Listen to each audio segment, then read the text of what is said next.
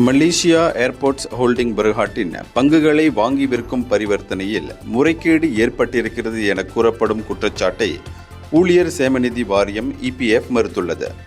இவை ஆதாரமற்ற குற்றச்சாட்டுகள் என EPF தனது அறிக்கையில் தெரிவித்துள்ளது.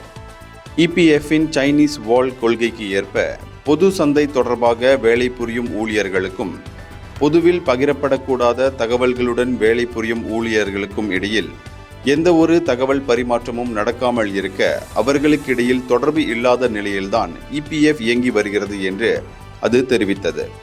பொது பங்கு சந்தையில் இயங்கி வரும் EPF ஊழியர்கள் பொதுவில் கிடைக்கும் தகவல்களின் அடிப்படையில்தான் பங்கு பரிவர்த்தனைக்கான முடிவுகளை எடுக்கின்றனர். மலேசியா ஏர்போர்ட்ஸ் ஹோல்டிங் பெர்ஹாட் பங்கு பரிவர்த்தனை தொடர்பில் எந்த ஒரு விசாரணைக்கும் தயாராக இருப்பதாகவும் மேலும் இது தொடர்பில் பொறுப்புடனும் வெளிப்படை தன்மையுடனும் EPF நடந்து கொள்ளும் என அது தெரிவித்துள்ளது. இந்தியர்களின் இதய குரல் மக்களோசை.